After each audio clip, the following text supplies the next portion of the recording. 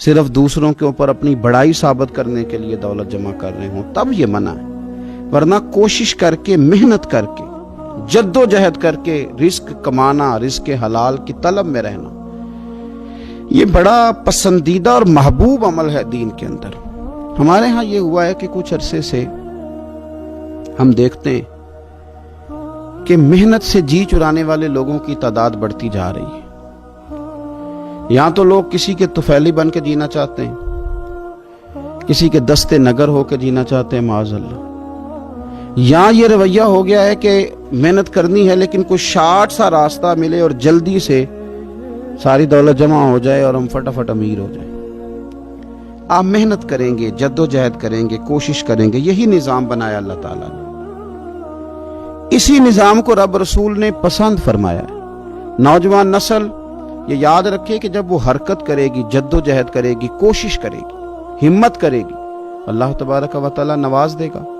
لیکن اگر کوشش ہی چھوڑ دی جائے، محنت ہی چھوڑ دی جائے، طلب ہی چھوڑ دی جائے، تو پھر اس کا نقصان یہ ہوتا ہے کہ معاشرے کے اندر آہستہ آہستہ لوگ سہارے تلاش کرنے لگتے ہیں، کاہلی اور سستی عروج پہ چلی جاتی ہے۔ پھر ہم نے یہ بھی دیکھا کہ آہستہ آہستہ چندہ جمع کرنے والوں کی تعداد بڑھ جاتی ہے، مختلف ناموں پر، مختلف عنوانوں پر چندے جمع کیے جاتے ہیں۔ بھکاریوں کی لمبی فہرستیں ہیں، گداگر مانگنے والے، کسی بھی اشارے پر آپ تھوڑی دیر کے لیے گاڑی کو روکتے ہیں تو پتہ نہیں کتنی کو تعداد ہے جو طلب کرنے والوں کی، اور پھر کئی کئی رنگوں میں، کئی کئی انداز میں لوگ آپ کے سامنے آتے ہیں۔ یاد رکھنا، نبی پاک صلی اللہ تعالی علیہ وسلم نے فرمایا جس نے بغیر طلب کے اپنا ہاتھ پھیلایا، قیامت کے دن اسے سزا یہ ملے گی کہ جب رب کی بارگاہ میں آئے گا تو اس کے چہرے پہ گوشت نہیں ہوگا۔ بغیر طلب کے اور مسلمان ہو کے رب پہ بھروسہ کرنے والا، رسول پاک صلی اللہ علیہ وسلم کو ماننے والا، اور وہ سست ہو اور وہ کاہلی کی زندگی گزارے، آپ آگے بڑھیں، آپ کوشش کریں کہ مجھے کچھ حاصل کرنا، آپ بجائے اس کے کہ سہارا تلاش کریں، آپ سہارا بننے کی کوشش کریں۔ اور نوجوان نسل اپنے ذہن کے اندر یہ بات بٹھائے کہ اللہ تعالیٰ نے جوانی دی ہے، طاقت دی ہے، آپ تو کئیوں کا بوجھ اپنے کندھوں پہ رکھ کے سفر کریں، آپ بہت سارے لوگوں کے لیے سہارے کا باعث بنیں، آپ ایک ایسا درخت بنیں کہ جس کی چھاؤں میں سینکڑوں لوگ بیٹھ سکیں، درجنوں لوگ نفع حاصل کر سکیں۔ آپ خوبصورت زندگی بنائیں، اپنے آپ کو آگے لے کر کے جانے کی کوشش کریں، اور اللہ تو بندے کے گمان کے قریب ہے۔ اس طرح کا انسان ذہن بناتا ہے، رب کریم اتنا ہی اس بندے پہ فضل کرتا ہے۔ اچھی امیدیں وابستہ کریں، خوب محنت کریں، خوب، مطلب یہ کہ سست پڑنا، اٹھتا ہوں، چلتا ہوں، دیکھتا ہوں، کرتا ہوں، کوئی ہو ہی جائے گا، کوئی پہنچ ہی جائے گا، یہ کمزور لوگوں کی علامت، یہ کمزور لوگوں کی۔ حضرت حسن بصری رحمۃ اللہ علیہ ایک مثال دے کے بڑی بات کو خوبصورت کرتے ہیں، کہتے ہیں کہ نوجوان مجھے ملا تو کہنے لگا حضرت جی آج میں نے عجیب نظارہ دیکھا ہے کہ ایک شیر نے شکار کیا ہے ایک بکری کا، تو اس نے کافی سارا خود کھایا اور باقی منہ میں پکڑ کے ایک پہاڑی پہ چڑھا ہے، وہاں ایک نابینا لومڑی بیٹھی تھی، باقی کا اس نے اس کو کھلایا ہے شکار۔ تو میں سوچتا ہوں رب کریم تو بندہ نابینا بھی ہو، گھر میں بھی بیٹھا ہو تو اس کو رزق پہنچا ہی دیتا ہے۔ تو خواجہ حسن بصری رحمۃ اللہ علیہ مسکرا پڑے، کہنے لگے میاں تم نے لومڑی بننے کا پروگرام بنایا، شیر بننے کا کیوں نہیں بنایا؟ تم نے یہ ذہن بنایا کہ گھر میں نابینا بن کے بھی کوئی بیٹھ جائے تو روٹی پہنچ جاتی ہے، تو یہ ذہن کیوں نہیں بنایا کہ شیر بنتا ہوں، شکار کرتا ہوں، کھاتا بھی ہوں، کھلاتا بھی ہوں۔ جد و جہد کریں، محنت کریں، آگے بڑھیں، ہمت کریں۔ میرے رسول کریم صلی اللہ تعالی علیہ وآلہ وسلم کے صحابی حضرت سیدنا کعب رضی اللہ تعالیٰ عنہ ارشاد فرماتے ہیں کہ ایک شخص نبی پاک صلی اللہ علیہ وسلم کے سامنے سے گزرا، تو صحابہ کرام علیہم رضوان نے اس کی چستی دیکھ کر، بڑا چست نوجوان تھا، بڑا تیز چل رہا تھا، اس کی چستی دیکھ کے صحابہ نے کہا کاش اس کی چستی اللہ کے راستے میں ہوتی، یعنی عبادت میں لگا ہوا ہوتا یا جہاد میں لگا ہوا ہوتا، کاش اس کی چستی اللہ کے راستے میں ہوتی۔ تو نبی پاک صلی اللہ تعالی علیہ وسلم نے فرمایا اگر یہ اپنے چھوٹے بچوں کی ضروریات پوری کرنے نکلا ہوا تو پھر بھی یہ اللہ کے راستے میں ہی ہے، اور فرمایا اگر یہ شخص اپنے بوڑھے والدین کی خدمت کے لیے نکلا ہوا ہے پھر بھی اللہ ہی کے راستے میں ہے۔ یعنی اگر رزق کما کے بچوں کا پیٹ پالتا ہے پھر بھی رب ہی کا رستہ ہے، اور اگر یہ رزق کما کے بوڑھے ماں باپ کی خدمت کرتا ہے تو یہ رستہ بھی اللہ ہی کا رستہ ہے۔ اور نبی پاک صلی اللہ تعالی علیہ وسلم نے فرمایا اگر یہ اپنے آپ کو سوال سے بچانے کے لیے یہ کام کر رہا ہے، یعنی مجھے کسی کے آگے ہاتھ نہ پھیلانا پڑے، تو پھر بھی یہ اللہ ہی کے رستے میں ہے۔ ہاں اگر یہ ریاکاری کے طور پر، فخر کے طور پر یہ کام کر رہا ہے تو پھر یہ شیطان کی راہ میں ہے۔ اگر صرف اس لیے مال جمع کر رہا ہے کہ میں ذرا لوگوں کو پتہ چل جائے بڑا مالدار ہوں، میرا بعض لوگوں کے اوپر ذہن ہوتا ہے نا آگے بڑھنے کا، شوق ہوتا ہے بلا وجہ چیزوں کو جمع کرنے کا، فخر بتانے کا، ریاکاری کرنے کا، فرمایا اگر ریاکاری کے ارادے سے ہے تو پھر یہ شیطان کے رستے میں ہے۔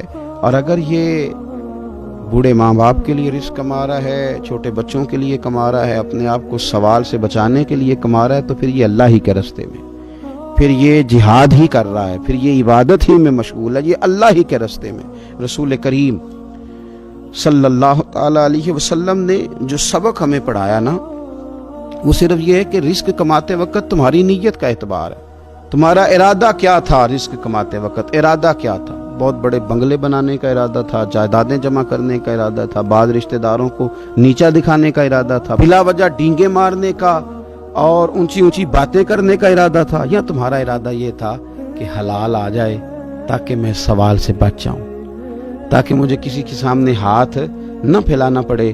یہ حدیث ہمیں صحیح بخاری میں ملتی ہے، نبی پاک صلی اللہ تعالی علیہ وسلم نے فرمایا بے شک مال بڑا سرسبز ہے اور بڑا میٹھا ہے۔ فرمایا جس نے اچھی نیت کے ساتھ مال حاصل کیا نا، بڑا میٹھا ہے، بڑا سرسبز ہے، اور جس نے اچھی نیت کے ساتھ حاصل کیا اللہ اسے برکت عطا کر دے گا۔ تھوڑے پیسوں میں برکت ہو جائے گی، تھوڑے میں بھی، کئی دفعہ تھوڑے پیسے ہوں گے پر ختم نہیں ہوں گے، ان میں برکت ہو جائے گی نیت اگر ٹھیک ہے۔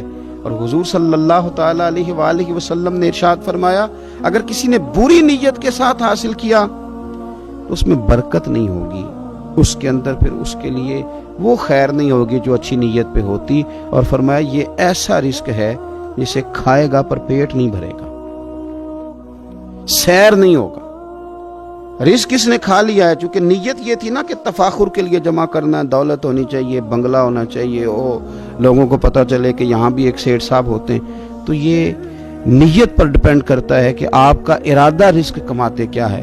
بہت زیادہ محنت کرنے کی کوشش کریں، بالخصوص نوجوان اپنے دلوں کے اندر یہ جد و جہد پیدا کریں کہ ہم نے محنت کر کے رزق کمانا ہے۔ یہ جو ہاتھ پھیلاتے ہیں یہ بزدل لوگ ہوتے ہیں، یہ کمزور لوگ ہوتے ہیں۔ یہ ہاتھ جب کسی کے آگے کوئی شخص پھیلاتا ہے تو اپنی خودداری کا سودا کرتا ہے، اپنی عزت بیچتا ہے، اپنے وقار کو داؤ پہ لگاتا ہے۔ جب وہ ہاتھ پھیلاتا ہے، کشکول طلب جب دراز کرتا ہے، کبھی بھی اللہ کے علاوہ، اللہ کے محبوب علیہ السلام کے علاوہ آپ کسی کے سامنے کشکول طلب دراز نہ کریں۔ اور میری ساری زندگی یہ رائے رہی ہے کہ اچھا تاجر وہ ہوتا ہی نہیں جو پیسے زیادہ کماتا ہے، اچھا گھر کا سربراہ وہ نہیں ہوتا جو دولت زیادہ جمع کرے، بلکہ اچھا آدمی تو وہ ہوتا ہے جس کے خرچے کم ہوتے ہیں، جو اس کے پاس ہے اس کے اندر اسے مینج کرنا آتا ہے۔ اگر اس کے پاس 1000 روپیہ ہے تو اسے سارا دن 1000 میں نکالنا آ جائے تو اس شخص کی عزت محفوظ ہے، اس کی عزت محفوظ ہے۔ اور اگر 10,000 کے اندر بھی اسے طبیعت نہیں ہے، اسے چاہت نہیں ہے، اسے خبر ہی نہیں ہے میں نے کس طرح وقت گزارنا ہے، تو پھر یہ شخص اپنے آپ کو بھی رسوا کرے گا اور اپنوں کے لیے بھی شرمندگی کا باعث بنے گا۔ محنت کریں، کوشش کریں، اپنے آپ کو فارغ نہ رکھیں۔ فارغ آدمی کو زنگ لگ جاتا ہے۔ فارغ تو کوئی گھر پڑا رہے تو بعض لوگ کہنے لگتے ہیں کہ یہاں تو جنوں کا قبضہ ہو گیا ہے۔ فارغ ذہنوں پر شیطانوں کا قبضہ ہو جاتا ہے۔ کچھ کریں، محنت کریں، جد و جہد کریں، آگے بڑھیں۔ ہمارے بزرگ فرماتے ہیں کہ پانی چل رہا ہو تو وہ پاک ہوتا ہے، اگر کھڑا ہو جائے تو پھر اس کے پاک ہونے کا مسئلہ بدل جاتا ہے۔ چلتے رہیں، حرکت کریں، جد و جہد کریں، آگے بڑھیں، ہمت کریں۔ جو لوگ ہمت کرتے ہیں رب تعالیٰ ان کی مدد کرتا ہے۔ آپ تجارت کریں، حضور صلی اللہ علیہ وسلم نے تجارت فرمائی، نبی پاک صلی اللہ علیہ وسلم نے تجارت فرمائی۔ کتنا بڑا درجہ حضور نے ارشاد فرمایا۔ اللہ کے پیارے محبوب صلی اللہ تعالی علیہ وسلم ارشاد فرمانے لگے، یہ حدیث پاک آپ کو ترمذی میں اور دیگر کتابوں میں ملے گی۔ فرمایا جو تاجر سچا ہوگا نا، تجارت کرے پر سچ بولے، سودا جو ہے وہی بتائے، سچا جو تاجر ہوگا اسے اللہ تبارک و تعالی قیامت کے دن نبیوں، صدیقوں اور شہیدوں کے ساتھ جگہ عطا فرمائے گا۔ اور یہ اتنا بڑا درجہ، یعنی اسے صدیقین کے ساتھ کھڑا کر دیا، شہداء کے ساتھ، حالانکہ یہ شہید نہیں ہوا، یہ تو دکان کرتا رہا وقت پہ، اللہ نے اسے اپنے انبیاء کے ساتھ جگہ دے دی۔ اس کا مطلب ہے رب صرف مسجد میں نہیں ملتا، دکان پہ بھی مل جاتا ہے۔ شرط یہ ہے کہ دیانتداری کے ساتھ تجارت کی جائے، دیانتداری کے ساتھ۔ ایک تو یہ کہ یہ کام کریں، پھر یہ کہ بہت سارے صحابہ کھیتی باڑی کرتے تھے، بہت سارے صحابہ، اور حضور صلی اللہ تعالی علیہ وسلم نے فرمایا اگر تم نے کوئی درخت لگایا، پودا لگایا، تو جو بھی جاندار اس سے نفع حاصل کرے گا اللہ تمہیں اس کا اجر عطا کرے گا۔ کوئی بھی آپ کھیتی باڑی کریں، محنت کریں، جدوجہد کریں، پھر اس سے آگے ہاتھ سے مزدوری کرنا ہے، ہاتھ سے مزدوری۔ میرے دادا جان کا انتقال، ان کی عمر 90 سال سے زیادہ تھی جب وہ دنیا سے گئے تھے۔ تو آخری دن غسل کے بعد جب میں نے ان کے ہاتھ کو کھولا تھا تو تب بھی ان کے ہاتھوں پر محنت کے نشان تھے، ابھی بھی ان کے ہاتھوں پہ چھالے تھے، مجھے پکے پڑ گئے تھے نا، وہ ساری زندگی رہے میرے والد صاحب کے ہاتھوں پہ ہمیشہ، کیونکہ دامان توکل کی یہ خوبی ہے کہ اس پر پیوند لگے ہوتے ہیں پر دھبے نہیں ہوتے۔ محنت آپ کریں، محنت کے نشان ہونے چاہیے، کرپشن کے داغ نہیں ہونے چاہیے۔ آپ تھک جائیں کام کرتے، لیکن میرے بھائی اس طرح نہ ہو کہ لوگ، میں نے کئی دفعہ کہا ہے کہ روب کپڑوں کا نہیں ہوتا، روب تو کردار کا ہوتا ہے۔ کروڑوں روپے کا آپ مکان بنا لیں، گاڑی خرید لیں، لیکن آپ کا پیسہ کرپشن کا ہے تو لوگ دروازے کے سامنے کھڑے ہو کے کہتے ہیں 2 نمبر طریقے سے کمایا۔ لیکن چھوٹا سا کوئی ملازم ہو کسی دفتر میں، ہو دیانتدار، تو لوگ دروازے کے سامنے، بڑا افسر بھی کھڑا ہو کے کہتا ہے یار یہ بندہ نہ رشوت لیتا ہے نہ ناجائز سفارش سنتا ہے، اس سے ذرا احتیاط سے بات کرنی ہے۔ تو بتلائیے روب کپڑوں کا ہے کہ کردار کا ہے، دولت کا ہے کہ کردار کا ہے؟ کردار کی عظمت ہوتی ہے۔ اس لیے میرے نبی پاک صلی اللہ تعالی علیہ وسلم نے فرمایا کسی بندے نے بھی، یہ بخاری ہے، حضور فرماتے ہیں کسی نے بھی اپنے ہاتھ